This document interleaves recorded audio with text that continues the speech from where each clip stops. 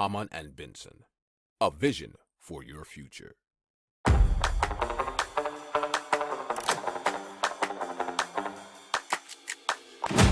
Économie, tech et innovation, hydrogène, énergie.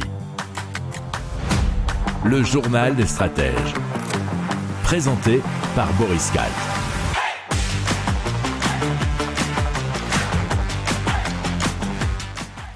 Bonjour à tous et bienvenue dans le journal des stratèges consacré aujourd'hui à l'hydrogène. On va vous parler dans le sommaire d'hydrogène vert qui va permettre de casser la dépendance au gaz naturel, d'une nouvelle méthode de production d'hydrogène gazeux, d'une méthode pour transformer les moteurs thermiques en moteurs à hydrogène et de l'hydrogène vert aussi produit à partir de centrales hydroélectriques. Et on terminera avec les bus de l'agglomération de la ville du Mans en France, bien sûr, qui permettront de rouler à l'hydrogène très bientôt.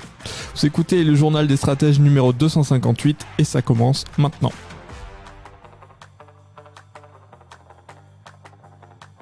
Hamann and Benson. Le journal des stratèges.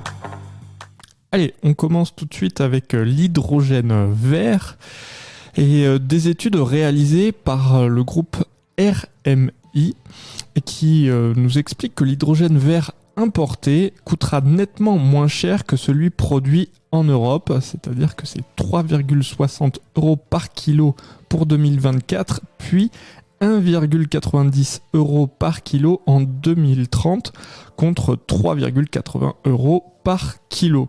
Alors, par comparaison, la production d'hydrogène bleu coûtera environ 4,40 € par kilo pour atteindre 2,40 € par kilo en 2030. Côté hydrogène gris, c'est là que la différence se fait sentir assez fortement. On va atteindre plus de 6,20 € par kilo aujourd'hui. Donc vous voyez bien, l'hydrogène vert produit grâce à des renouvelables, donc les renouvelables, les éoliennes, le solaire, etc., qui vont permettre de créer de l'hydrogène vert, serait beaucoup plus rentable, mais aussi, pour l'instant, on fait une petite différence entre l'importé et celui produit déjà sur place. Alors RMI souligne que l'hydrogène vert est le seul moyen logique pour casser le niveau final des importations de gaz naturel russe en Europe. Donc l'ONG souligne également que l'hydrogène vert seul n'est pas en mesure de briser la dépendance. Alors ça a été repris dans un article de h2mobile.fr. Alors toutes les autres mesures collectives envisagées ne le seraient pas non plus. Hamann and Benson. Le journal des stratèges. Allez, on vous parle de CAPER, C-A-P-E-R ou CAPER, si vous voulez le prononcer à l'anglaise, puisque c'est pour Caustic Aqueous Phase Electrochemical Reforming et qui permet de produire de l'hydrogène gazeux très pur et à haute pression à partir d'éthanol en phase aqueuse, nous explique l'article de trustmyscience.com. Alors cette approche nécessite des températures et des tensions électriques inférieures à celles des méthodes traditionnelles.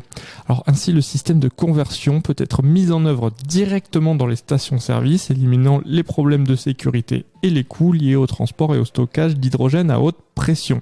Alors cette méthode a été mise au point par des chercheurs de l'université de l'État de Washington.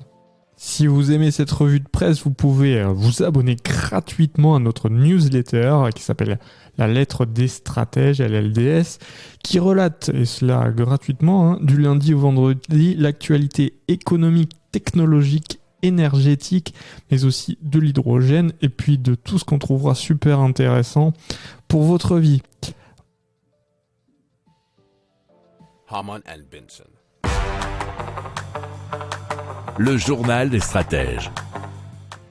Allez, on continue avec THOM, ou THOM, pour Thermic Hydrogen Oxygen Mobility, alors qui a été réalisé par New Times, comme son nom ne l'indique pas, qui est français. Et c'est la première solution de rétrofit qui permet de transformer un moteur thermique en moteur 100% hydrogène, zéro émission. Alors c'est un moteur, nous dit-on dans l'article deséchos.fr, 2 temps à combustion d'hydrogène. Ils ont des brevets français, européens et internationaux. Ils ont réalisé un premier banc de tests concluant. Alors le premier prototype devrait être prêt pour l'été et celui de la voiture de sport à la fin de l'année. Alors ils proposent une solution pour rouler propre et cela sans changer de voiture. Leur idée ce n'est pas d'être en concurrence avec les voitures électriques ou celles à pile à combustible. Alors leur technologie permet de modifier une seule partie du moteur du véhicule sans pour autant devoir le changer totalement. Alors afin de diffuser et commercialiser à moyen terme leur technologie, l'entreprise a créé une filiale qui s'appelle donc THOM pour Thermic Hydrogen Oxygen Mobility. Et l'entreprise prévoit une levée de fonds en 2023 qui serait aux alentours de 3 millions d'euros pour accompagner la commercialisation. Ils visent le marché des constructeurs, mais aussi des intégrateurs, partenaires, mais aussi chaînes de garagistes. Harman & Benson. Le journal des stratèges. Alors, Hydrogène de France et Pestec International Berhard ont signé un protocole d'accord, donc Memorandum of Understanding, pour collaborer sur la production d'hydrogène vert à partir de centrales hydroélectriques qui se trouvent au Cambodge et aussi en Malaisie, nous dit boursier.com.